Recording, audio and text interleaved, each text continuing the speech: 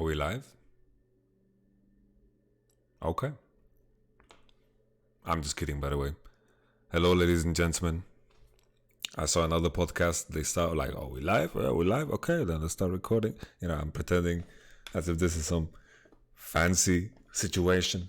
No, I've been talking about creating a podcast for quite some time, and I was always delaying it for various of reasons. I was delaying it because I felt like, it's not the right time, or I should wait for the graphics, or invite the right guests, or have the right setup, and just yada yada yada. But in reality, I think I should just start and then build on that, and then together with everyone that is interested, grow. So obviously, this is quite a disaster. On YouTube, it's only a picture. I'm gonna upload this on SoundCloud and potentially Spotify if I figure that out. I don't know how to figure out an RSS feed. That shit is that is rocket science to me, man. That's difficult. So obviously, I'm in dire need of help of anyone that is interested of helping out with making this look better and ideas for what we can improve. But I just wanted to have, a form of what's it called? A form of what is the word I'm looking for? A form of can't find the word. Well, a form of Jesus. The word is just gone. I'll just try to figure it out without the word. A form of way to communicate my thoughts into just the air, about random subjects, about the drama that's on the scene, about the teams that are on the scene, and whatever else is happening on the scene. And if something's outside the scene that interests me, then I'll talk about that too. And then eventually, we'll go on to, getting some actual guests, people that I'm genuinely curious about. That's the plan. Like I just want to talk with people that I feel interested in. This is something that I never could do as a coach, and this is a small window here that I don't know if I'm going to coach in the future. This is something that I still aspire to do, but I want to make use of my time as a freelance and then potentially have conversations with other coaches that are difficult to have while you're being a coach, with analysts, with different players. I think it can be very, very interesting. I think we can get a lot out of it and learn about some unique personalities and friends of mine and so much more in such a format. And I think just talking online is a very easy way to start. And then eventually we'll grow it out, and then I'll have a big warehouse where I can shoot bow and arrow and store my elk, and then have my own Jamie that's gonna Google shit. Jamie looked that up. Right now, I have to be my own Jamie. But I think the sentiment that's important to me is that I want to do this from the heart. It's not there's no purpose behind this. There's no end goal. I just want to speak to people that I'm curious about, and also just speak out into the air sometimes. Nevertheless, I planned some structure at least. I planned to talk about the future plans of the podcast. I will try to release a weekly episode, depending on what's going on. Try to find some guests with the help of your ideas, of course. I need help with graphics and how to post it on other things. Any type of help will help. Any type of help would help. Is that a sentence? Yeah, it is. Nevertheless, I think I'm going to, I should probably say that I would probably stream less. It's been very difficult because now my work has started, and I don't know if I'm allowed to announce it yet. You guys saw me on Euphoria, and some people seem to have figured out some things. I was sitting on a specific position on the table, and there's another Euphoria episode coming out today, and I'm sure that's going to be super controversial, but I hope talking in this podcast is going to give some context as to what the power ranking is about, because I was kind of confused if we're doing, for the future, for the week, or for whatever. I didn't understand what the power ranking was for, but it's good fun. It's so fun to work with Dracos, man. He's a boss. Froskuren is also super cool. She's helped me super much sometimes on the analyst desk when I couldn't figure out how I wanted to deliver specific things, showmanship, and how to prepare for specific segments. That's they're both amazing. Dracos has been super helpful in this off season, and I'm excited for what's to come. I was traveling with the S-Bahn. That was, for everyone that doesn't know, that's the Berlin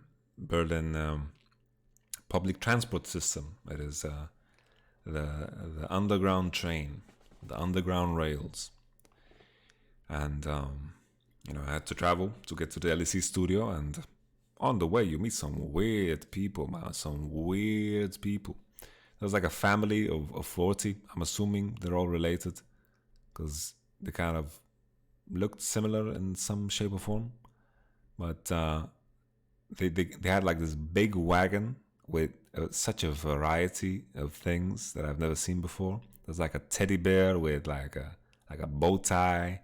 There was a Santa Christmas hat, and then there was like 15 of these LED bulbs in a plastic bag that was transparent, and like rocks and blocks of like these cinder blocks, these red blocks. I don't know. It was so random. It's legit. Imagine you have a chance, or you have a machine, and you have a chance of creating any random item in the world. You press that button, and then they just pressed it like 100 times, and then they just had good RNG and got a wagon, and then they just put everything in it. I just didn't get it. It was weird. They had a cute dog with them. That was cool.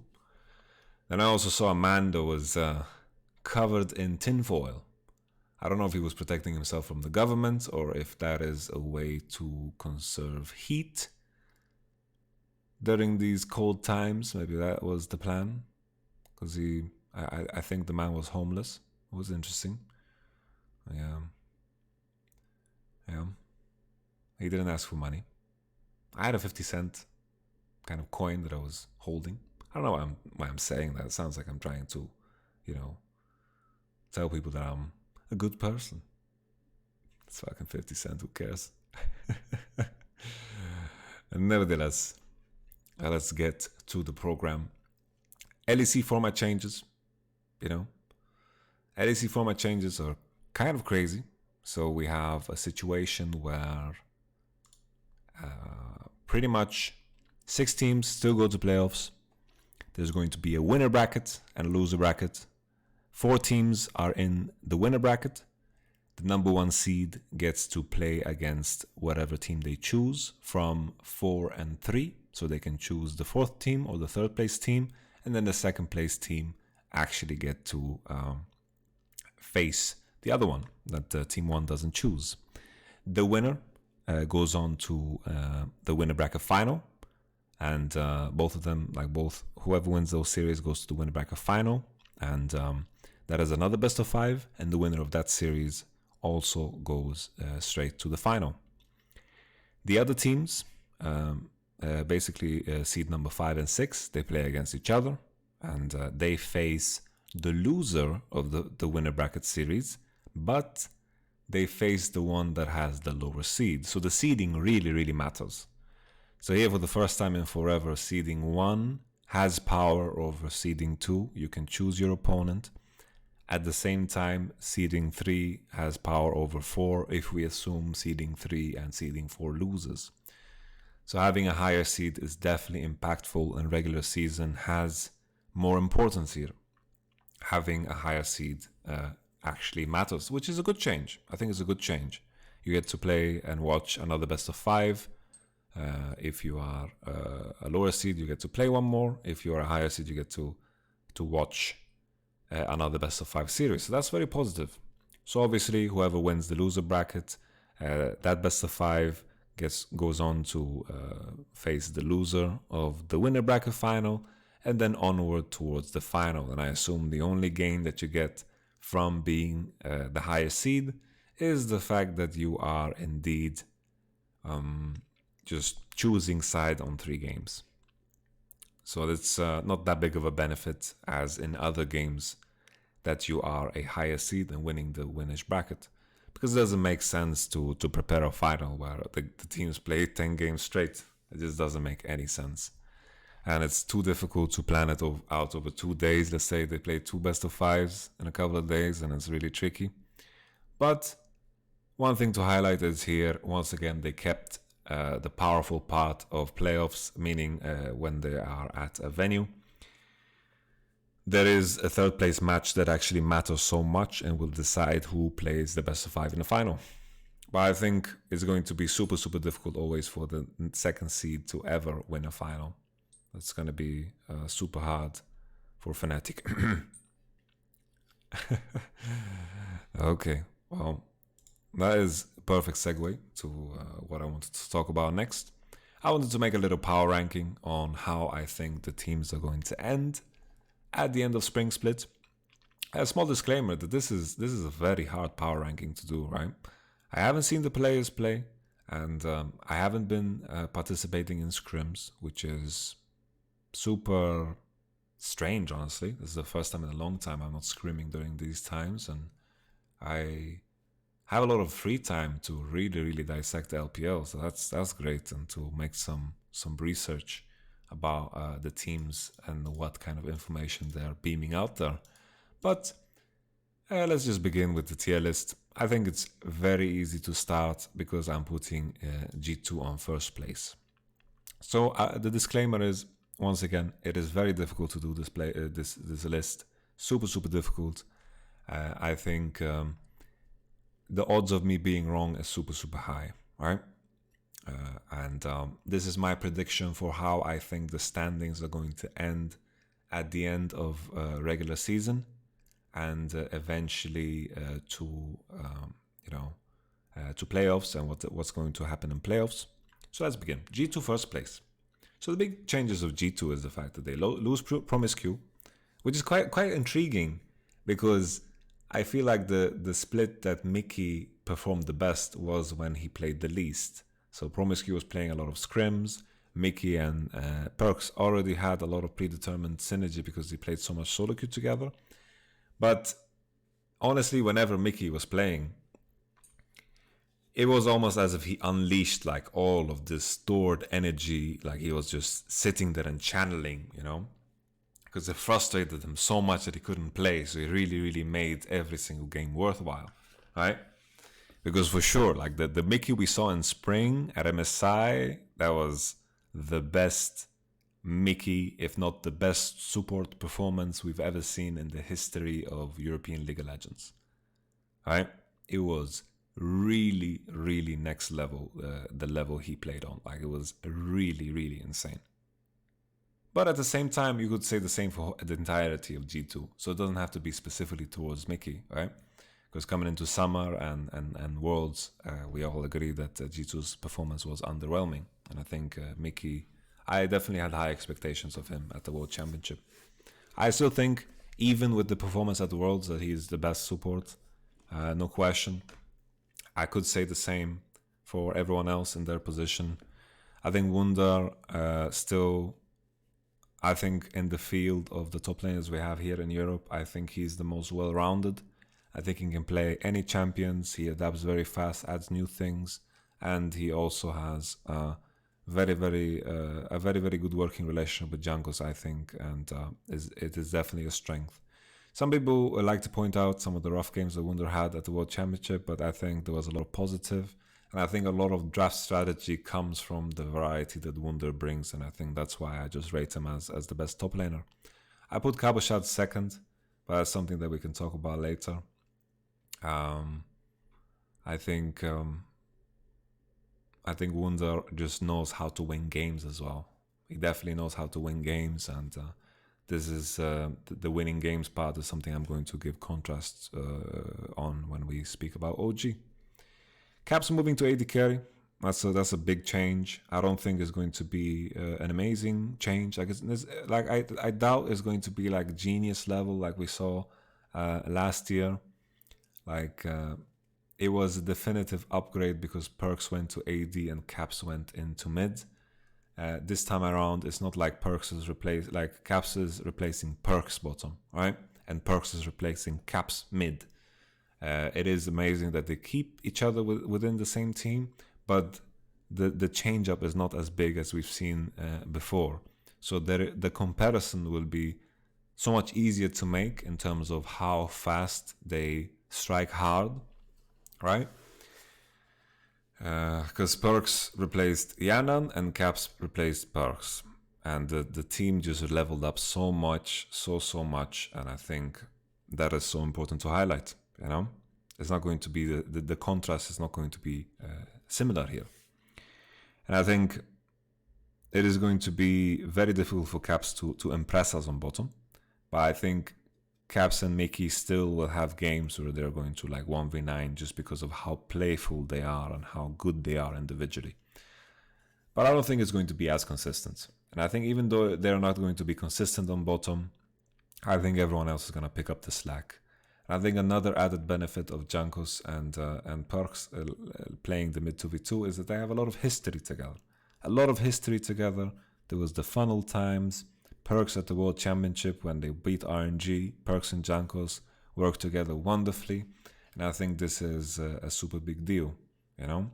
I think Perks Jankos can definitely become the most lethal 2v2 mid lane of the whole league, and that's what I'm looking out for. So G2 is still a first for me, and I think this whole Caps bottom business, Perks mid lane business, I think eventually is going to change. There is a small chance that this is genius and Caps is going to become the new best bot laner, like it's just so hard to predict what's gonna happen here, because G2 might be fucking with us all, you know. And something that is kind of disappointing, something that Thorin mentioned, was that, you know, if they really believe they are the best, they should just go for an 18-0. But in spring, I don't think there is a necessity for it, you know. Spring is just less important. And now when I realized I didn't finish talking about the LEC format. Jesus. I spoke about the format change, but I didn't speak about how the spring split points matter. So this would be the difficulty with the podcast. It's like I don't know what I'm talking about, and I just disappear into the fog of war, and I get ganked by my own thoughts. So to finish up on the point about the LEC format change, which I'm bringing the most important point, spring will only be a fight for MSI and for points. And these points are only used towards the seeding in the mother flipping summer playoffs. So all of the European slots at the World Championships in 2020 will be determined only by the performance in the summer playoffs, with championship points, as I said, determining how easy the path will be to the World Championship. So regular season in summer is also going to give you a shit ton of points. A lot of points. First place in regular gives you 140 points. Second place 100, third place 70, fourth place 50, fifth place 30, and sixth place 20. While on the other end, sixth place on spring, pretty much, that's the other end in this case. Sixth place is 10, fifth place is 20, fourth place is 30, third place is 50, second place is 70, and first place is 90. Very important to highlight is, if you don't qualify, if you're not in top 6, your points don't mean jack shit in summer. In summer, you need to qualify to playoffs, and then your points will matter. So spring definitely means very little, right? It gives you some points, but it still means very, very little, right? Summer, top 3, qualify to the World Championship. That's going to be crazy. Crazy, crazy, crazy.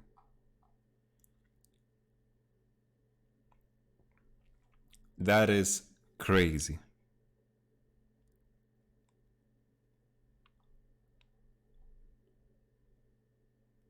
So the question is, now, like, if you're in the winner bracket,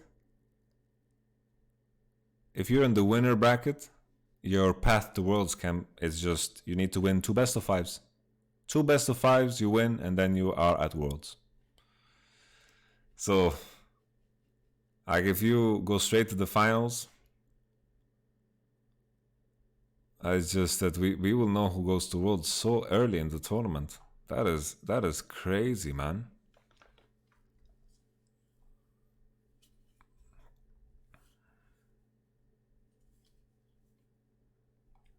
On top of that, the regional qualifier is also gone. I wanted to give my opinion on this entire thing. I think they're just trying to make Spring Split more and more useless, honestly. I think Spring Split is going to be so useless, and then eventually they're going to be like, we don't need it. And then they're just going to make Summer really long, or like just remove the name Summer as well and just make a long season. And that's going to give us a lot of room for exotic tournaments, best of 5s, maybe conferences where we face North America, or teams go to North America, whatever, or we go to China, or we have some international tournaments. Who knows, right? There is a lot of room there for maybe a World Cup or something like this. Oh yeah, I think Spring Split is going to be obsolete in a couple of years. You heard it here first. Yeah, you heard it here first. Go tell your grandma. Yeah. If your grandma doesn't speak English, just tell her that my words, like what I'm trying to say is, you know, what Tobuscus said in the dramatic song, that the feeling I'm describing is as if God came down from heaven, sent angels, and gave you $1 million. Go check out dramatic song by Tobuscus and bless your face. Nevertheless, let's go back to the tier list. We spoke about G2. I'm so sorry that I just screwed up everything, but I'm not going to re-record this because this is a part of the authenticity, you know? So we have to keep it. G2 number 1, I spoke about. Fnatic number 2. Fnatic, the reason I put the number 2 is because they retain most of the roster, right? I think with Mythy and Selfmade in the picture, I definitely see a world where they have the potential to solve their issues from last year. Sure, you know, there's a lot of big fishes here. A lot of big fishes here. Meaning strong personalities, which is going to be very interesting to work around, right? They went from a coach that had 6 LCS titles under his belt to someone that has never coached before. Of course, Mythy has a lot of experience, a lot of freaking experience, but he's never coached. So we don't know how this is going to work, right? One thing's for sure is that Mythy is coming from a player background, and it's going to be very easy for these other players to start at a point of respect, right? So there is no trust to be gained, there's no respect to be gained. It is going to start on a very good note. The question is, can they hang on to that, right? Can they hang on to that? I think Fnatic are going to have a slow start. I think they're going to drop games that are going to be very surprising, and this is going to put people at a shock, right? People are going to be very, very frustrated. People are going to be borderline afraid, all right? People are going to be very scared. But I think it's going to be for the greater good. Because if Fnatic go down the path where they just play around bottom and they just get stuck in playing in one way, then that's very dangerous. Because the biggest issue of Fnatic was their lack of diversity in play. The reason they beat SKT, the reason they beat RNG, the reason they won one game off FPX, right, is because they are so damn good at playing through bottom. So I'm going to give most of that credit to Reckless and Hylissang, but Broxah was of course also a part of that, right? So we have to imagine that with Selfmade it's going to be a bit different, right? It's not necessarily that Fnatic needed to play around bottom, because their players just couldn't stop playing aggro if they didn't have jungle attention. Because I think the way Reckless and Hylissang control their lane is borderline, like, it's masterful, it's very pretty, and they play a lot of different champions that are evolved around playing and putting all energy into mid lane. We saw that when they were playing TF, Hylissang was roaming a lot into mid, but we saw also that toned down a lot, right?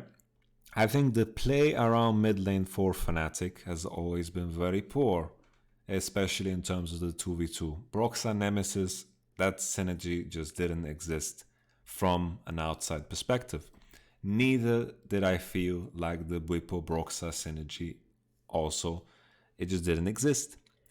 And the question here is, was it Broxah's fault or was it the player's fault? It's going to be very evident very fast. So I don't know if Selfmade is the magical solution to make Fnatic, the deadliest team here in Europe, especially with G2 fucking around so much with lane swapping and doing these things. But it would address my main issue with Nemesis. I think Nemesis had two problems last year. His team fighting when it came to the assassins, and also the fact that the 2v2 mid lane was just non-existent.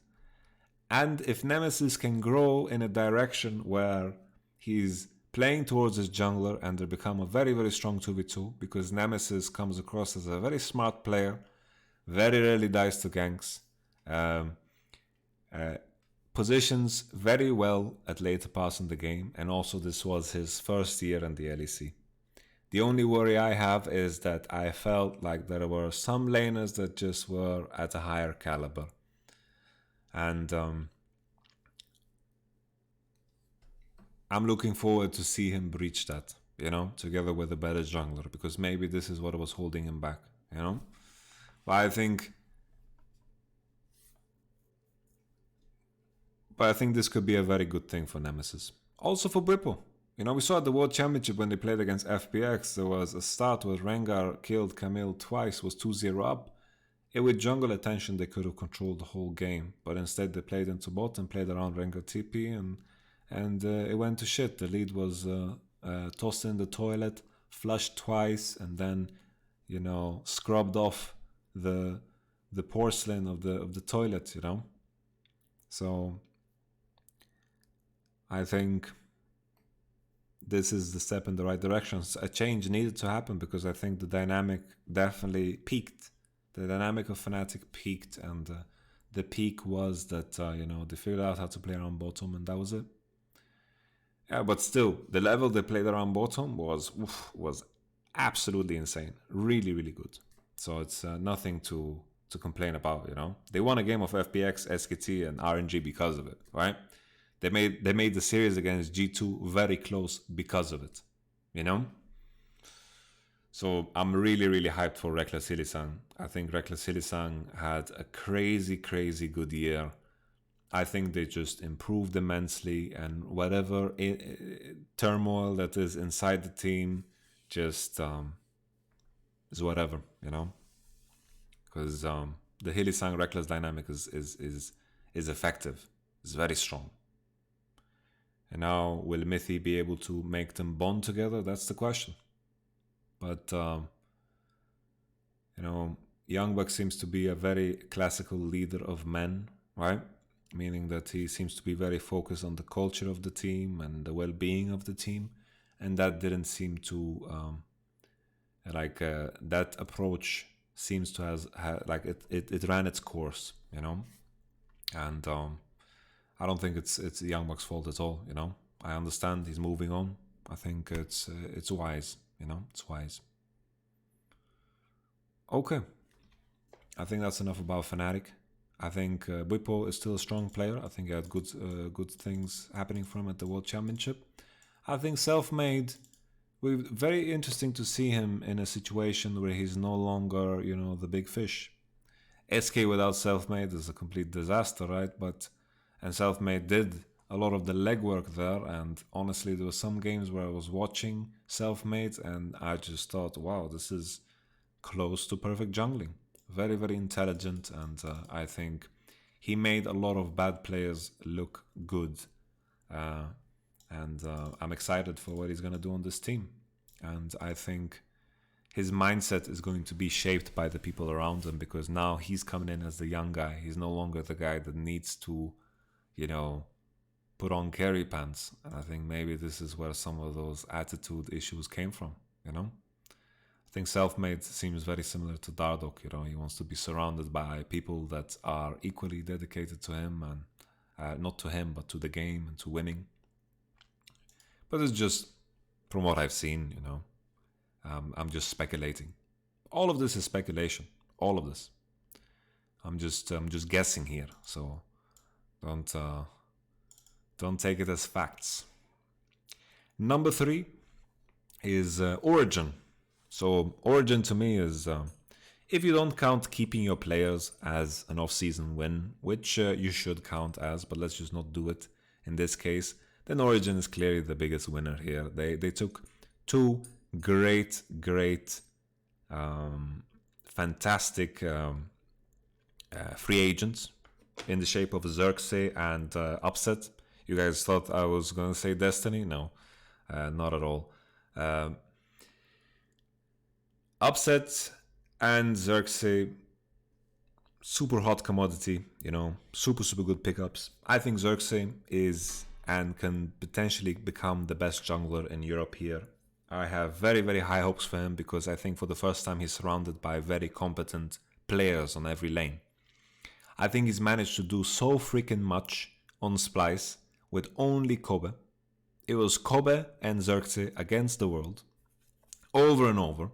Over and over, it was these 2 guys against the world, and they managed to do so much at the World Championship. Incredible what they managed to do. Honestly, if Kobe went to Origen, that would have been even crazier. I rate Kobe higher than Upset. Xerxes is now playing with really, really strong players in all of his lanes. So the first one is, of course, Alphari. So the reason earlier in the podcast when I spoke about G2 and Wunder's ability to understand how to win games, I think this is very similar. Like Cabo is also very, very good at this, understanding how to win games. Right? I think this is super, super important. And Alphari, I think this is the only thing he's lacking, because I think lane phase wise he's phenomenal. Lane phase wise, I think he can compete with Wunder and sometimes even be better than him, because I think lane wise he's crazy good. Also considering how little resources he got on the map, right? He got very little resources on the map, meaning he got very little jungle attention. Most of the time the jungler went to try and save Mithy. And that didn't really work for entire summer. We saw that. Summer was quite a disaster for Origen. I think Alphari kind of built bad habits when he was over in Misfits, because I think they also always simplified the way they played. And I think Alphari, if he masters how to split push and how to pressure more with his leads, I think he can be one of the best top laners in the world, honestly. Really, really good player. But he doesn't have the same eye for winning games as Cabo and Wunder. And as long as that's the case, I'm going to rate Cabo and Wunder higher. This is very important. Like if you're playing Fiora, understanding how you pressure, how you pressure from behind, how you control space, how you make it as difficult as possible. Cabo and Wunder are very good at this. Cabo, I think, with leads, he's very, very smart in terms of how he wants to impact games. Because honestly, like, our entire last year was just Cabo shot getting leads and figuring out how to win the game, A very, very smart player. So Origen, Upset is also an upgrade. But I think, you guys saw my power ranking and I rated Upset rather low in comparison to my compadres. I don't think he's going to be the focal point of this team. And I think Ups is going to be very, very serviceable. Very serviceable. I didn't put that many AD carries on my list, honestly. I think he's going to be very serviceable. He's very, very solid. It's never a player that you're going to be like, you have to think about it when he buys items. You have to pay attention to him in the game. I think he's going to not get caught, not going to die. He's going to perform in the team fights. He's going to farm out well. He's going to be able to play a safe side very good. And I think that's it, you know? I don't think this is not going to be the same team as Schalke was, right? This is not going to be the same team as Schalke because of course Schalke was designed to just play into upset. Oh, Jesus.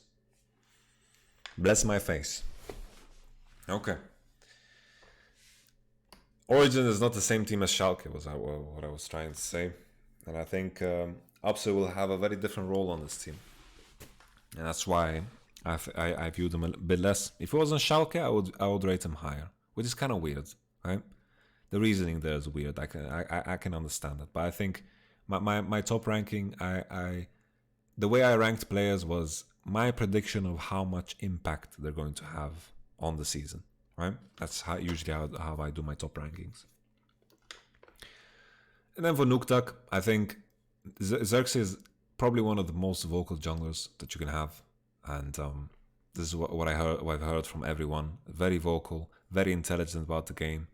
He has managed to make so many bad players look good, you know? So many bad players have looked good because of Xerxes.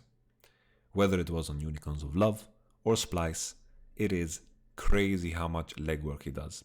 Sometimes he fell into some holes where he was just mostly farming, you know? But he usually just shook it off. I think Xerxes also has this added strength that he's willing to kind of experiment, which I kind of feel like he's lost a bit. He's lost a bit some of that, you know, experimental edge, you know. He needs to, shave his head again and become crazy, you know, something like that. Maybe it was the long hair that made him crazy. Maybe Unicorns of Love made him crazy with the Ivan and the Zac and the Warwick and the whatever you might think of, Cho'Gath Jungle and Chewbacca and Star Wars, you know. I miss some of that Xerxes. I miss some of that Xerxes because he's playing a lot of meta, and I remember when I spoke to him in the hallway, he was kind of like, I was like, yeah, I didn't expect you to, I don't think you can play Elise or listen. And then I saw in his eyes that it was like, oh, really? You don't think? You know? I saw in his eyes that it was like as if he wanted to prove something, you know? And then the next day he locked it in, and it felt like he was just, you know, when he was hovering Diana, he was calling out for Yamato, you know. The Diana hover was for me, I think. He's hovering Diana. I'm assuming his significant other loves Diana or plays Diana, or it's called Luna and is one with the moon, or maybe she's a werewolf, or maybe it's a he. I don't know. I don't know story about it. I don't think he's hovering for me. But then the next day he locked in Lee Sin or Elise, I don't remember which one it was, and now he's covering up all of his weaknesses, right? He's playing a lot of meta champions. That was a criticism towards him. He plays the off-meta champions, very, very vocal, and I think this can cover up Nuktak's biggest weakness. I think Nuktak, in terms of laning, is one of the best mid laners still. Every mid laner respects Nuktak because they know how well he understands lane. He gives you very, very little room to punish him, dies to very little ganks, and I think when he needs to have a 2v2 going in mid lane, I think he sometimes struggles to coordinate this. And there are some games where he communicates perfectly. It sounds like freaking music. So you just know that Nuktak has it in him, but it's just not consistent, you know? There's some games, I remember like the Lemon Dog days, he was 1v9ing every freaking game. Every freaking game on Lemon Dogs, he was 1v9ing, no question. People like to hype up 0-0,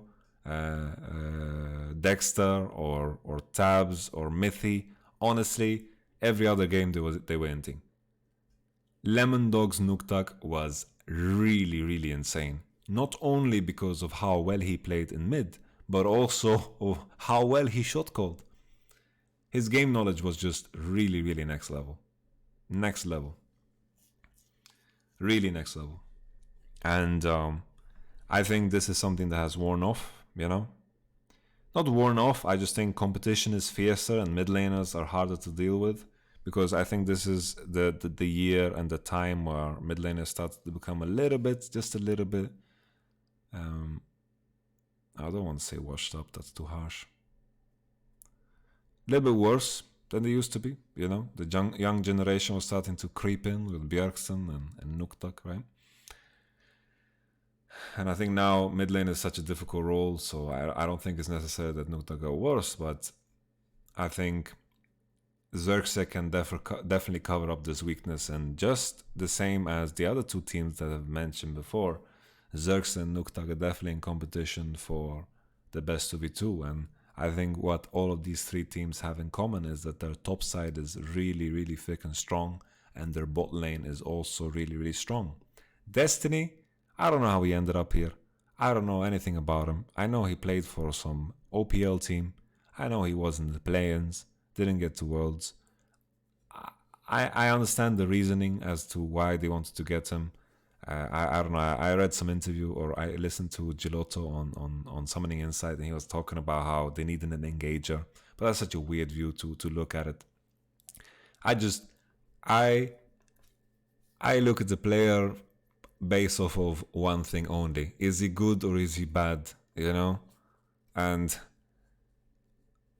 like assigning a role to your player, like he's a tank player, he's a being a role player at all, I think it's awful. Like any player that is a role player is just not gonna be able to hang out, you know? He's not gonna be able to live in a league where the competition is much fiercer.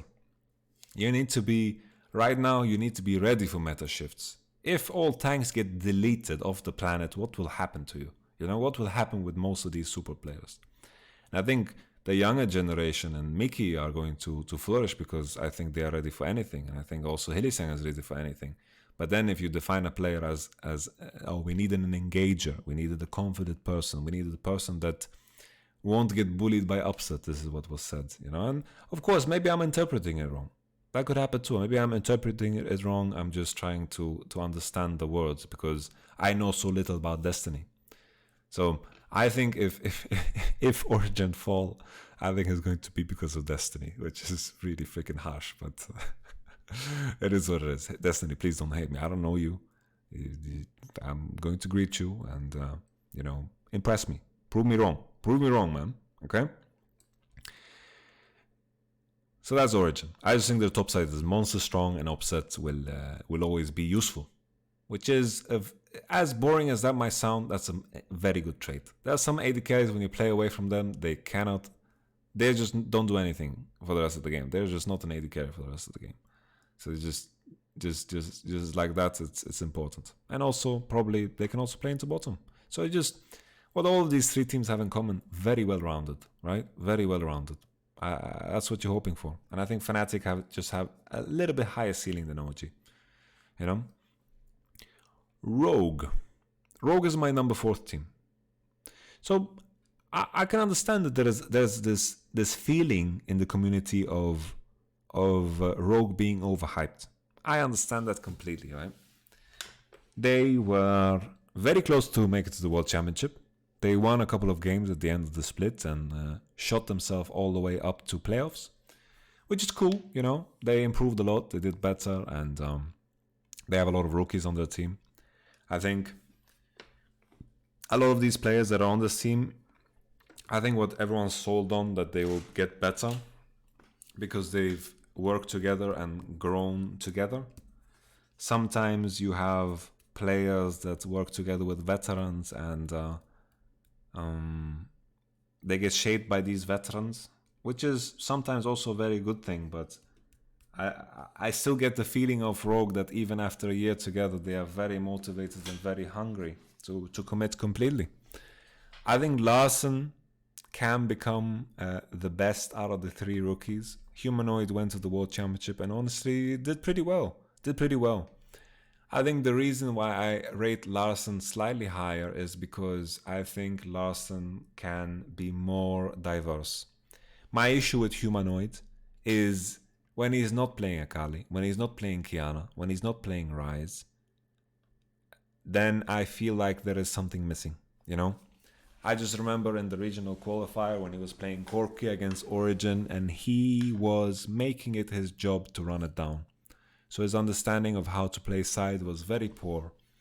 It is indeed crazy that the two players that had the most isolated deaths in the entire league was indeed Vichichachi was number one. That guy was dying always alone, and Kazakhs would love that shit. Any champion from the Void would love to just kill Vichichachi on site.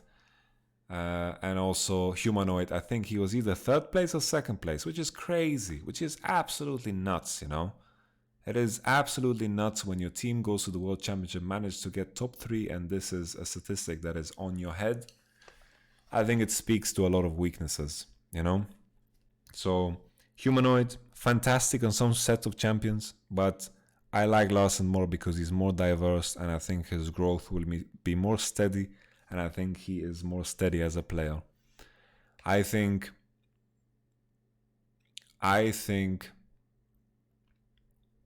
Rogue also have a very strong top side, and I think Hansama is a massive upgrade because before they worked with Woolite and Hikyu, and now Rogue's Reddit account is gonna come. Oh, don't talk bad about Woolite and Hikyu, but yeah, Dracos really put you in your place when he told you guys that you guys were the ones kicking them. So stop talking about anything really.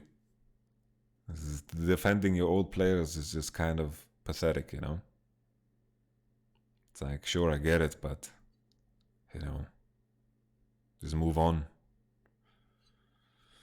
So Rogue, great top side, big upgrade in the bottom lane. I think Finn has the potential to become really good if he expands his champion pool, has some good moments on Kiana.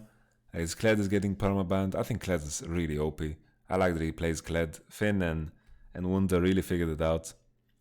The Swedish, Polish / French armada in the shape of Rogue, I'm gonna put them fourth. It's just that every other team on this list after Rogue is just such a big question mark, and that's what makes rating this list so difficult. I think Inspired as well had a very good eye for what lane he needs to impact, and I think this is going to be a very jungle reliant meta, and I think in the top 4 teams that I mentioned also have the top 4 junglers. Inspired, Self-Made, Junkos, and Xerxes. So, let's continue. My number 5 might be controversial, but let me tell you why. Let me give you my reasoning. My number 5 is Schalke Null Fear. So this, to some people, might be crazy, right? But I think this is going to be a team that is going to be very, very good early on and then fall off. And I think the amount of wins they're going to get early in the season is what is going to carry them across the playoff line. Right? I think I have this weird feeling that Schalke is going to jump into playoffs and their cart that they arrived in is going to be on freaking fire. Right? Because I think this is the type of team that is going to be very one-dimensional. They're going to be one-dimensional, and being one-dimensional is a strength in the beginning of the season. Right? It's a strength in the beginning of the season because you keep practicing the same way, you keep executing the same way, and you're going to master your way of playing better than others. But what is going to happen with Schalke when the meta shifts? That is the biggest question. So right now, Schalke are in a good position because Forgiven can play his Caitlyn, he can play Misfortune, he can play Lucian and be very happy. Does he play Senna? Big question mark. Does he play Aphelios? Big question mark. Does he play Casio? Even bigger question mark. Does he play Syndra? Does he play Ornbot? Does he play Sona? What if Sona Tam gets OP again or some silly thing happens? Forgiven wasn't known for his big champion pool. Same thing can be said for Gilius and Odo Amne. In some specific metas, they can be very good. When it suits them. When Gilius can play a lot of tanks, then he does well. But if the meta is Xerxes meta, you have to play Kiana jungle, you have to play Silas jungle or mechanical junglers. What's gonna happen? What's gonna happen? I think they're coming in at a very good time because I think the top lane meta supports. You know, if you want to force a game where you play around bottom and you give Forgiven and Dreams the space they want, and Forgiven can lead a couple of games to victory, I think this is the time to do it. You know, I think Schalke is gonna pick up a lot of victories in the beginning, and then they're gonna fall off. You heard it here first. If it doesn't come true, then you didn't hear it. Then you just walk away. You don't quote me. We say bye-bye. Because there is a chance that this team just completely implodes in the beginning and just doesn't accomplish anything. And my prediction is way off. Way off. Way off. I think just Schalke 04 is the same team as we saw last year. And I think Dylan Falco is not really a leader of men, you know. He's not a leader of men. And I think he's more of an analytical type of person. And I don't know what Schalke is doing in terms of their coaching staff.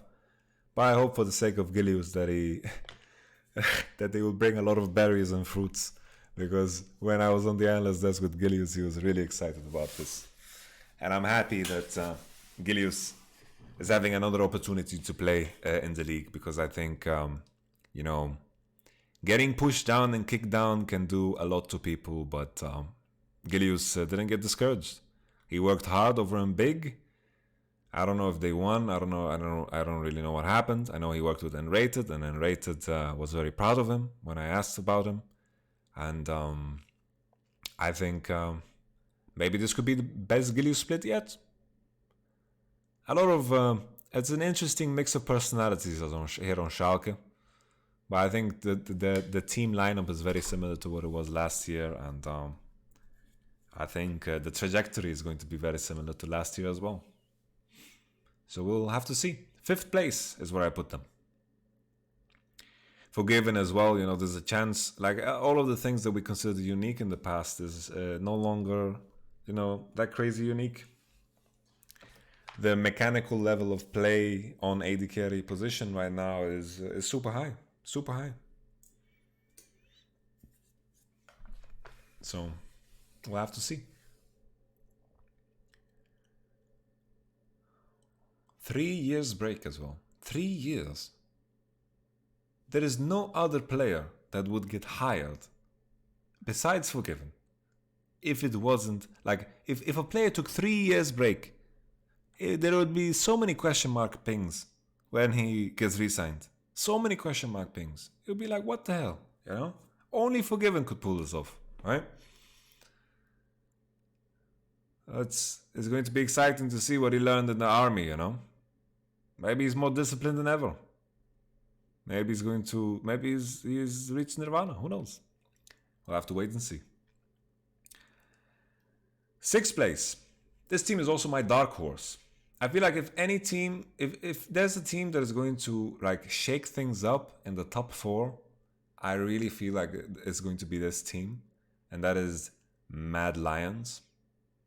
I think they have a lot of interesting prospects here. I think Gistic and Karzi can be a great bot lane. I think Humanoid in the right meta can be really, really good. I am a big fan of Peter Dunn. I trust his scouting. This is his own handpicked team. Shadow in the jungle, an Italian national. I believe he's from somewhere else, but I don't want to guess where he's from. I know there's an Italian flag next to his name. And then Orome in the top lane, who was a part of, I think, the academy team. I think this is a team where potential future G2 hires might be, you know? That's how I view this team. I think there's a chance that they have a very, very high ceiling. Mac is the head coach together with Peter Dunn. We'll have to see. It's curious because we're going to see who was the most important part of Splice's coaching staff, Duke or Peter Dunn. So there's like a hidden battle going on. You know, they both went separate ways. Mac was promoted to the head coach. calling him Mac. Maybe his name is more than Mac, but whenever I see him, I think of Mac. Not hamburger Mac, but just Mac. You know, British, Irish Mac. So that's going to be interesting. But I'm putting my bets on the Mad Lions roster here over the Vitality roster. I think if there's going to be a dark horse to shake things up, Mad Lions is the one. I can confess that I don't know too much about Shadow and Orome, but Kazi and Gistic are very exciting players for me. You know, very exciting. So I'll leave it at that. Mad potentially higher than 6. But of course, there's a chance I'm completely wrong. 7th place, I put Excel. So I think it's hard to say that there's going to be like shitty teams this year, because I really don't think so. Like even rating Excel 7th here, it doesn't make them terrible. Like Excel is still a team here that will make teams fight for the wins. Because I think Kadril is a really good jungler. I think Kadril showed a lot of things that, you know, he understands early game pathing. He understands how to work together with his teammates. His overall vibe that he's sending outwards seems to be very positive towards his teammates.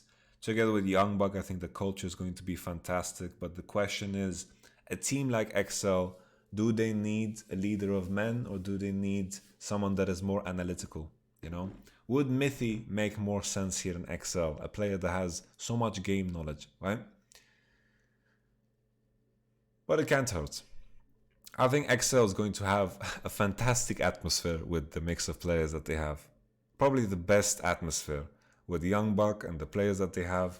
And I think having a good atmosphere can be very deadly, you know, can be very deadly. You know, can I say the same about Fnatic, that they're going to have the best atmosphere? No. Can I say the same about Schalke, that they're going to have the best atmosphere? No. Rogue? Maybe. G2? Yeah, G2 really enjoy themselves. OG? Maybe. I don't know. You know? The guys on OG aren't like the biggest, you know, the personalities that are going to like cheer people up and like, you know, be the best teammate that you can imagine. That's the vibe I'm getting from XL, you know? So that can be deadly. You know? If things go to shit, the teams that can handle the shit better are usually the ones that shine. So there's a chance here that XL also go through based on that alone. We have Noshkiren, you know? Judging from solo queue, I feel like he plays better than what we saw at the World Championship. There were some moments where like, whoa, what are you doing, buddy? And there were a lot of good moments in the spring split. I think it was serviceable. I wouldn't go so far to call him bad as many others, but I would say that he's serviceable. And together with Patrick, maybe this is a very, very good change of pace for both of them, because they played with like players that were so accomplished before this, you know? Noshkeren playing together with Kobe, and Patrick playing together with Mithy. So the expectation is just completely different. And maybe that hindered their growth. Maybe now with XL, everyone is kind of expected to perform at a very similar level. And maybe this is going to allow them to grow even further. Because I think the way I would rate these players across the board is very similarly to their competition in the league. I think Mickey is also decent. He seems to be very comfortable here in Europe. So by no means, you know, 7th place for XL is not a bad thing. You know, 7th place is not a bad thing. I just feel like the league is rather stacked. I think the top 4 is pretty set in stone. 5 and 6 you can argue, and I would have no problem with, you know, putting XL on 6th or something like this. I just think like this is just one of my predictions, you know, with Schalke. I just think they're going to win a lot of games in the beginning because of the simple approach they will have, and then I think they will fall off. And maybe at the end of the season we will still think, even though XL is 7th, that XL is better than Schalke. That wouldn't surprise me. That wouldn't surprise me at all. And then maybe just not having enough wins, like not having enough wins is just might be the issue for XL in the end. Okay, we could continue on to Misfits. Misfits is my 8th place team, and that's you know, it is tricky to judge them. I think they have like a bit of an advantage because everyone's underrating them. I think maybe I am too. I could definitely see a world where I underrate them. I think with the way people spoke about Misfits off season, maybe they are going to come in with something to prove, and that can really start a fire in people's pants. I think B-Boy, people are judging him from his past performances, but honestly, I think B-Boy is quite good. I think Razork is also quite good. I don't know how to feel about their mid laners, Ronaldo and Fabiven, and I know too little about Denik. I think Dan is serviceable, and Misfits still will be a tough team to beat. I still think there's a world where Misfits is going to be above any of Schalke, Mad Lions, or XL. This is just me, almost at the point where I'm trusting my gut. Because I repeat, doing a power ranking is super difficult, and I'm exposing myself big time. It is like the movie Dragon Quest, and I'm like exposing my heart, and people are going to stab the shit out of it. This is going to be interesting, but it's fun to do. Regardless, it's fun to do. Let's just throw it out there. Let's just throw it out there. Who cares? Misfits number 8, Vitality number 9.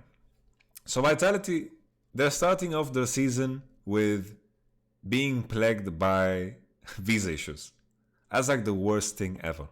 Worst thing ever for a team that needs as much practice as possible and needs as much stage time as possible. Just needs to mesh. I have a lot of faith in Cabochard, and I think there is a world where Cabochard really rallies this team together and really, really pushes them to new levels. Once again, there is a world where Vitality breaks playoffs and gets further, definitely. But I think their conditions coming into the split are going to be the hardest out of anyone else's here. And that's why I'm putting them 9th. I think the success will live and die by Cabo, because as I mentioned before, Cabo really knows how to create patterns to victory. Skeens has been really great in solo queue, but I think his LFL performances leave a lot to desire, I think his LFL performances are way worse than what we see in solo queue. And even, I think the bot lane, Jack Troll and Comp, I think it really comes down to what Jack Troll we're going to get, if he's going to be reinvigorated here and become a new support after working together with the same person for a very long time. Working together with a new AD carry is an opportunity for everyone to reinvent themselves. Same way for Attila, he has an opportunity to reinvent himself over in Giants, right? This is just something that is normal with when two players work together for so long. What was it, 3 years? 3 years, I believe. That's a long time. And just flipping the next page and, starting a new sentence and, even all the way of just switching, like opening a whole new book, because that's what it is. It's even bigger than just flipping a page. So we'll just have to see what kind of Jack Troll we're getting. Jack Troll and Comp can definitely be good, I think. For judging from solo queue, they seem pretty decent. Comp, I think, was good with LDLC. I think there's potential there.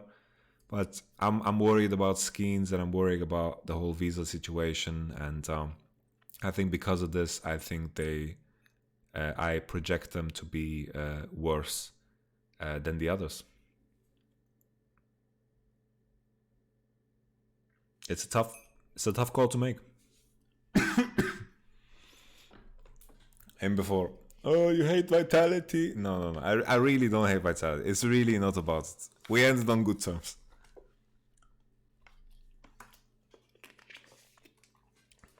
We really ended on good terms. I wish them well. I really do. Someone has to be 9th, right? The team that is 10th, no remorse at all. This team has to be 10th, 100%. Has to be 10th, 100%. There is no question about it. They need to be 10th place. SK Gaming. We talked about the biggest winner of off-season, Origen. SK, the biggest losers. Sadly, this is not a weight loss competition. Because SK Gaming honestly just picked up the scraps. So I think Gen X, Sacre, they were upgrades from what SK used to have. Definitely. Which was Werlib and what's his name? The Inter. Big Inter. Former SKT. I want to say Nahyun, but it's not Nahyun. Nahyun is in Korea. Big Inter. Big Inter at least. Biggest Inter of Summer Split 2019. There should be an award. Boom. You are awarded the biggest Inter of 2019. And I think the success of this team was completely on dreams and self-made. I think Crownshot also had some good performances, so I kind of feel bad for him. Because I think that's the shining light here for SK. Crownshot and Limit in the bot lane, I think that's a serviceable bot lane. And that's what's so crazy, right? Because every team has a great bot lane. A great bot lane. B-Boy is great. I think B-Boy is good. Every other team has a good bot lane. Every bot lane in Europe is good. It's very hard to judge. How do you judge this? How do you judge this? Crazy hard. I'm just doing my best here. But SK, I think, last place. Trick in the jungle, Gen X, Sacre. I just don't think that's powerful enough to win games. I just think give them a week or two, and I have a feeling they're just not gonna, like, teams are not gonna book scrims with them. I think that is going to be that bad, you know. And I feel kind of bad for Crownshot and Limit, because yeah, sucks. Another thing is, you know, with rookies, they've been very romanticized here in Europe, right? Everybody loves rookies. I love rookies too. Don't get me wrong. I love rookies. Love rookies. Who doesn't love rookies? My favorite player is called Rookie. IG Rookie. The point being here is everyone loves to sell the idea of rookies are gonna blow up and be great.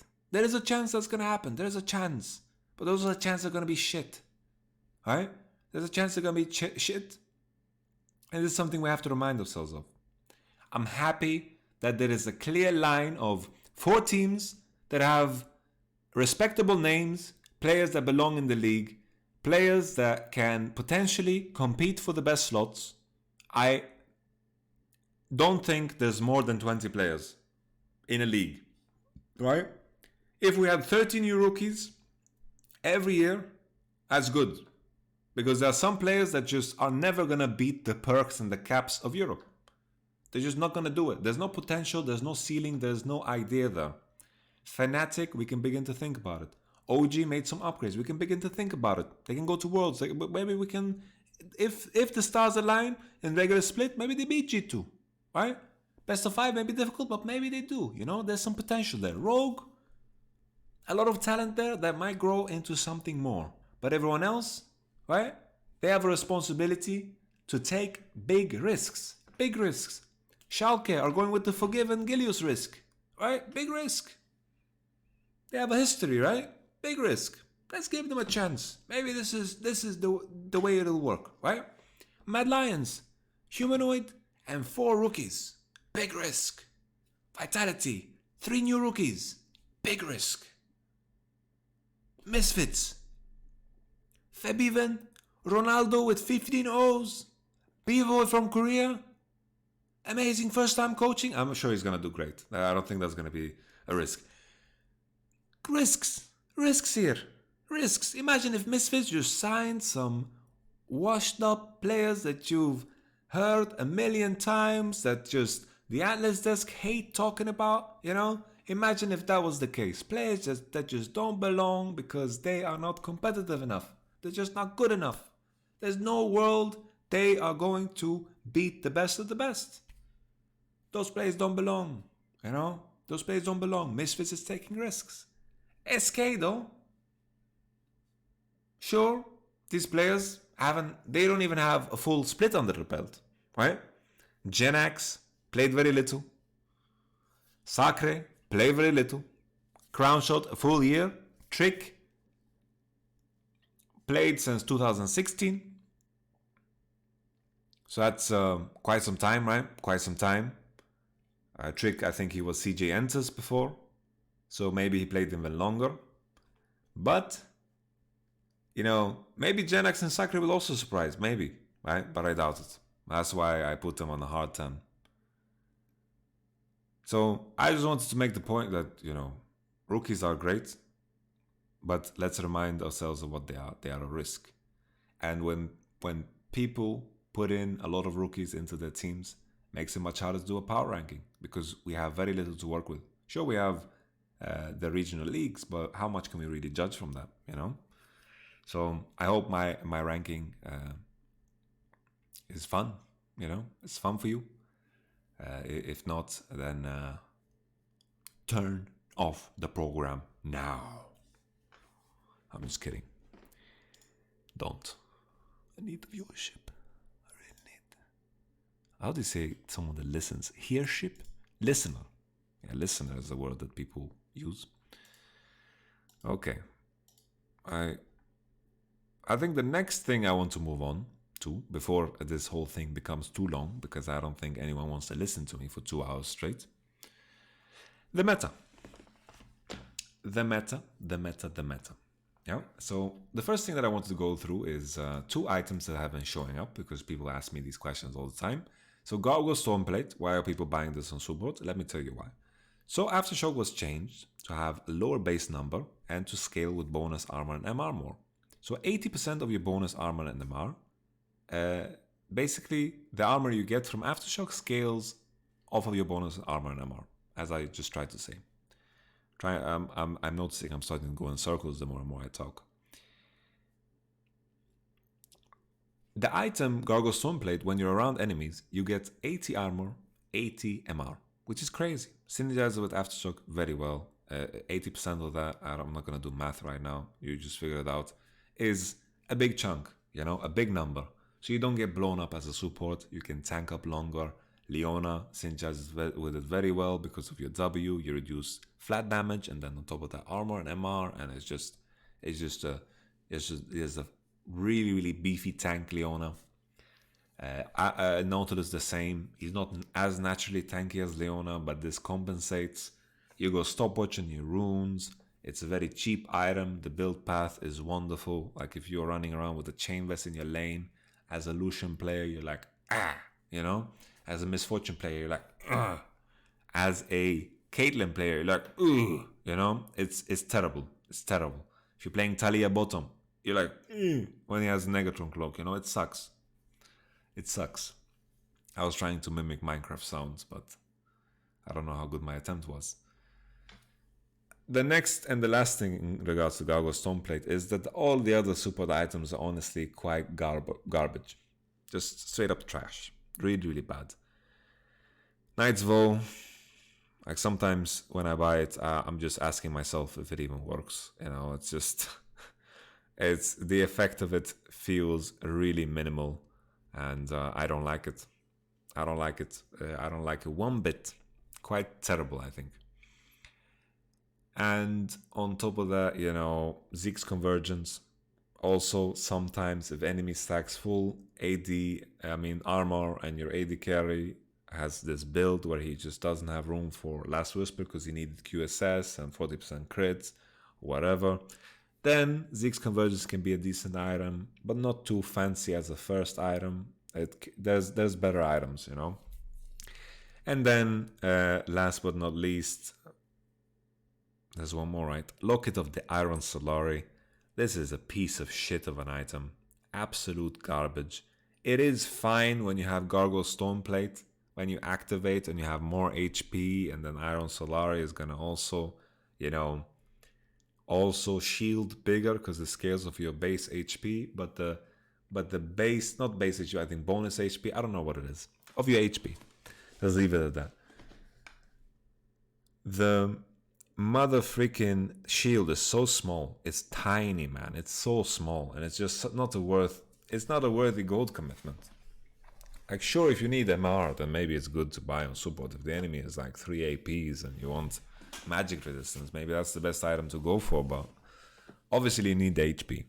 So it's like, the ideal support build right now is just if you can reach Gargo Stoneplate, Solari, Warmox Armor, and then like you're golden, you know, you're super tanky, your shield, Solari becomes serviceable, and that's like just the best option, honestly, best option. I don't know if you get Warmox Armor passive though with that build, and it's quite expensive, so maybe you don't reach this point, but Overgrowth is quite nice. Overgrowth is nice. Next item is Hextech GOP. A lot of people are asking me like, oh, why are millions buying Hextech GOP? I don't know why your voice is so annoying, whoever asked, but that's what we chose this time. 400 G's cheaper.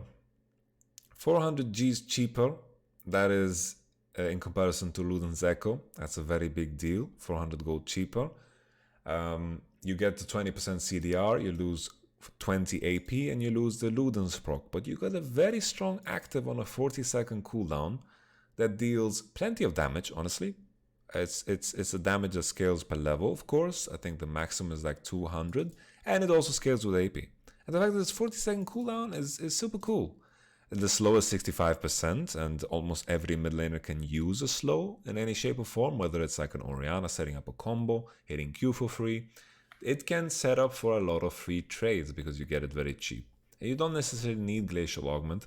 Glacial Augment with this item isn't necessarily like the best synergy because stacks don't slow anyway. That's what's so silly about Glacial Augment. That's these slows don't stack, and the item is slowing naturally. So it's not. So it's cool, you know. I think this is a cool item, good adaptation. You don't lose that much. It's 400 G's cheaper, and you lose 20 AP in the Luden's Echo proc. And some champions synergize with Luden's Echo well, right? Because they can stack it fast. Like for example, a Cassiopeia. But most of the time you buy Archangel. So usually on the champions that spam a lot, the champions buy Archangel. So that's the issue, right?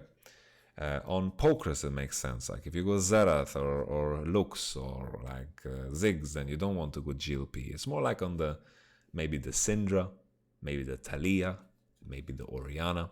Those champions like GLP. So think about it. Think about it. So these are the two items that people have showed up a lot. In terms of the meta of what's being played, obviously Akali is really, really OP. Let's just get the OPs out of the way. Akali is really busted, deserves to be permabanned. I don't think it's going to have... I think it's going to be 100% pick ban in this week in LEC, for sure. I think we're going to see many jungle bans. I think we're going to see Lucian bans. I think that trend is going to continue. But I think Lucian is a bait. I think Lucian is bait because... I think people are playing Lucian mid mostly. Lucian mid is what's OP. Lucian top is okay. I think Lucian is a bait that people are going to figure out eventually. Like the ban is just going to let go, like it's going to just stop, and then I think it's going to be figured out. Pantheon as well. I think some teams are going to play it and some teams are not going to play it, but I think Pantheon is poisonous. I think it's not as good as the LPL wants to make it out to be. I think Kiana as well might be a little bit overrated. I think Kiana jungle is super strong, and maybe like mid lane I think is whatever in the current meta. I think Kiana jungle is still good, but I think Lee Sin is really good into it, so I don't think it's necessarily that amazing to first pick Kiana. I don't think it's gonna win you the game automatically. If that's if you get what I mean. I think there are definitely ways to deal with Kiana. I don't think Kiana is super OP, but she's super strong. Like she's strong. She's definitely like an S tier jungler. And I think the matchup with Lee Sin into it is also great. And some players, usually the players that can't play Lee Sin aren't good enough to play Kiana anyway. Like both are quite mechanical, so that's important. I think Ornn as well. I think Ornn will have a lot of prio here in the first week. I think a lot of top laners are going to blind pick it. But I think eventually we're going to figure out, I think Braum is going to come back in the picture because of Misfortune. And I think Ornn definitely has some weak matchups in top that might be abused. Maybe we'll see Set show up. I don't think Set is enabled for the first week in the LEC. Maybe people will pick Ilaoi or Vladimir or... It does, why Ornn is so strong right now is because there's no Klepto. Klepto was the way to beat Ornn. You just out money him with Vladimir or Jace or whatever range bullshit you want to play. So it's when that's out of the picture, that definitely helps Ornn. But I think Ornn is good now, and then people will figure it out later. So what we're seeing mostly bans: Lucian, Akali, Kiana. I think these are very standard bans. Akali will become banned, as I said. Second wave banned most of the time is like blind pick top laners because there's very few of them. I think the counters in top lane aren't as rough as they used to be. I think people are going to blind pick Cannon. People are going to blind pick Morda sometimes. People are going to blind pick GP. I think some teams are going to play Renekton and then they're going to regret it. I think Renekton should be reserved to teams that are really good. And I think in the early season, you just want to pick simple compositions that are easy to execute. And whenever Renekton is in the game, it's no longer easy to execute unless the enemy team has it. Renekton requires you to snowball in a very specific way, and if you don't, you're going to have one useless crocodile. It's just not going to do anything. It's just hard to get in the current AD carry meta. So that's about top lane. Jungle, I think Elise, Gragas, Taliyah, Kiana, Olaf, Rek'Sai, Lee Sin. That's what's going to see the most amount of play. Fairly standard. I think Taliyah is the one that maybe stands out for people, but I think Taliyah is super strong in the new jungle. So we're going to probably see some of that action if anyone in Europe is confident enough to pick it. I think Taliyah bot lane also has a lot of potential because Taliyah actually does super well against a lot of the meta supports early levels. Basically, Leona has a hard time Eing in because she gets popped by the stones that Taliyah places down. She synergizes really well with the supports that are being played, regardless if it's Leona or Nautilus. Anything with its shape of lockdown makes Taliyah be able to just one-shot the enemy, You just one-shot because in mid lane, if you play Taliyah, it's very difficult to hit W. That's why people went into jungle. Like if you're playing against a decent player, hitting W is very rare. And the way Taliyah is designed is just because she has this ultimate that allows her to glide around and doesn't give her that much combat stats. Her combo needs to be strong enough to support that, right? It's very similar to Elise or maybe Jace. Very strong combos, so her base spells are super strong. And in bot lane, you get level 6 so freaking late, so the window of you being so strong extends to like 9 minutes, somewhere there, where you start to get level 6, and from level 1 to 5 you have so much power, and that window is completely increased. You got Dark Harvest in the bot lane with of course Cheap Shot, Eyeball Collection if you're feeling spicy, Ravenous Hunter, and then you go second tree. Let me think what you get second tree. I think for Taliyah specifically, probably you should go Presence of Mind. I think Presence of Mind is kind of needed because Taliyah goes very easily. So anything to increase your champion pool is kind of juicy. Taliyah is very mana hungry, and you're not getting any blues because your mid laner is a whiny little kid. So you can go GLP on her, as I mentioned before. You can go Luden's Echo into spell penetration. You want to support those big numbers. And then third item, you either go defensive item if you're laying against a Nautilus, so there's a Nautilus in the game, Leon in the game. You want to have Banshee so you can run away. If you're running into Taliyah and solo queue and you want to counter her, I think Ezreal, Lucian, AD carries that have dashes, and just make sure you dash in the right way so you don't like jump into her rocks or glide through her rocks. Like that's what you're living to do. She's weak to assassins and all-ins, and I just think Taliyah is very strong level 1. Very strong level 1, can get prior level 1, and then her level 2, 3, 4, 5 is very strong and very super reliant and just fits the meta right now. I think it's decent into Braum, decent into Nautilus, decent into Leona, but after 6, The only biggest weakness with Talia as well, besides the ones I mentioned, is the fact that, you know, when you lane against the bottom, you can just go you can go MR, and it just counters both Leona and Talia at the same time. So match resistance will be a good buy. But it's something to look out for. You know, there's a lot of players now that are playing Talia bot lane and are successful with it. So if you see it out there, I'm just giving you some tips. So blue side looks stronger, primarily because of what is going on in the bot lane. There's a clear hierarchy for what is better and what is worse. I think by far Senna is the most OP AD carry in the game. Second being Aphelios. But I think Aphelios is still is OP, but the issue with Aphelios is I don't think anyone was good enough to play it. I think it's being banned so much, and I think people don't know how to create the perfect setup for him. I think Aphelios requires a lot of preparation in terms to in order to have like really good situations where you really fuck up the enemy. But without that, it looks mediocre, and this is something that we've seen in the LPL. Aphelios just looking plain bad.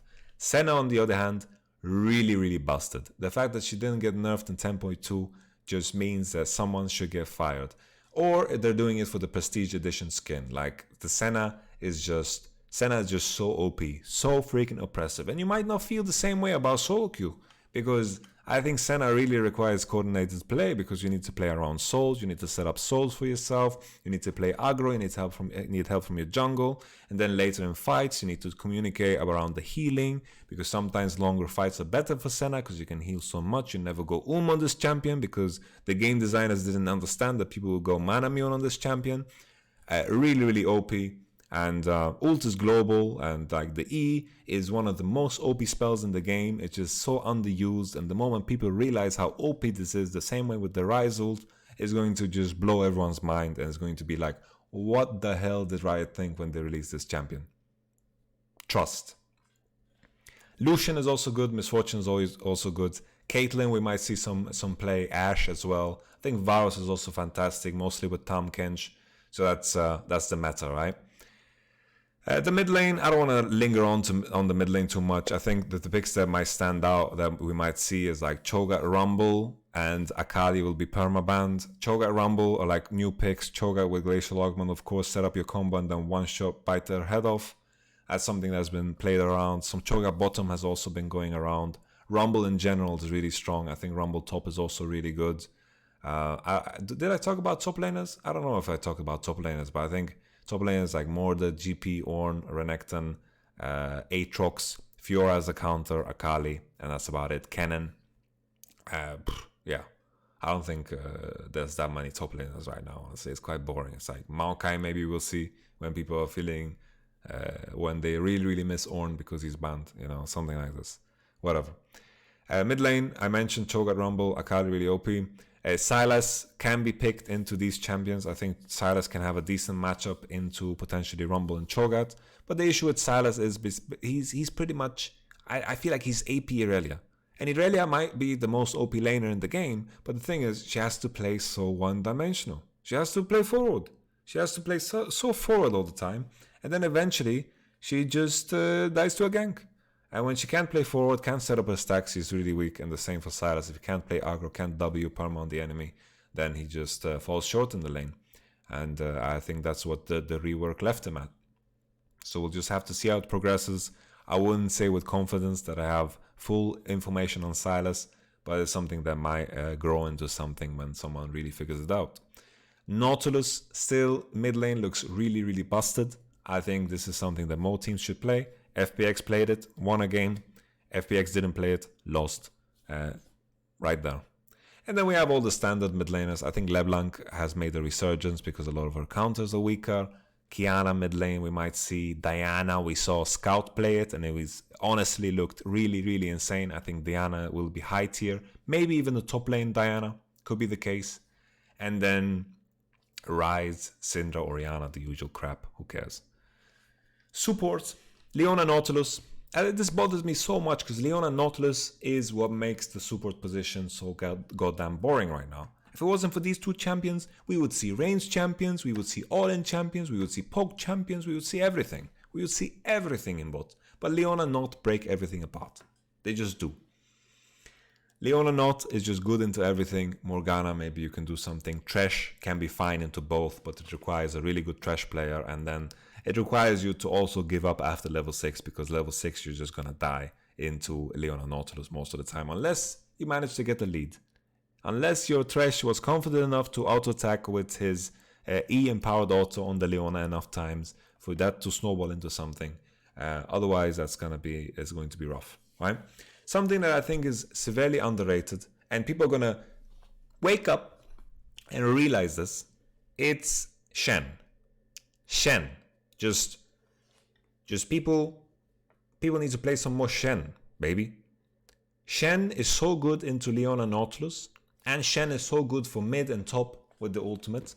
The reason why it's good into Nautilus Leona is because you can put your W down, you can block the Nautilus auto attack.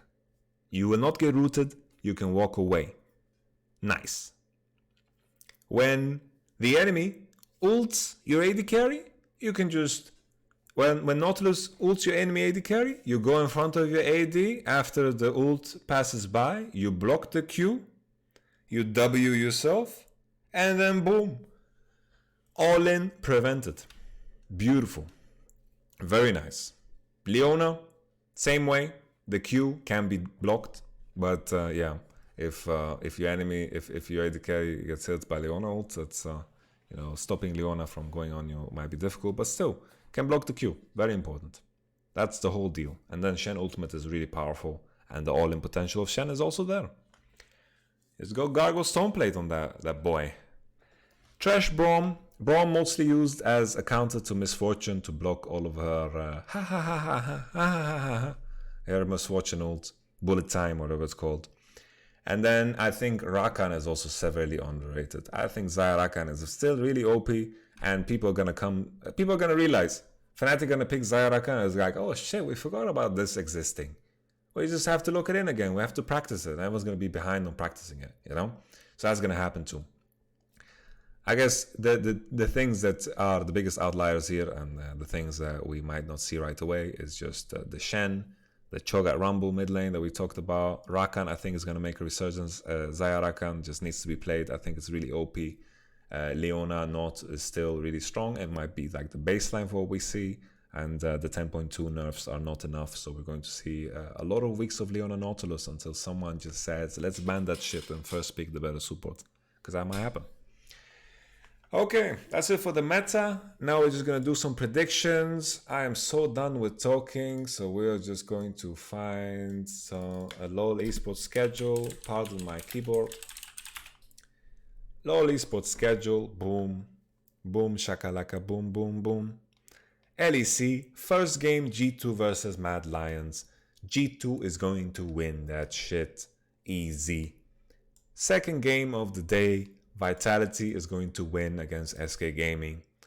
If you followed my top list, and a lot of this is just gonna make sense, I don't have to explain it.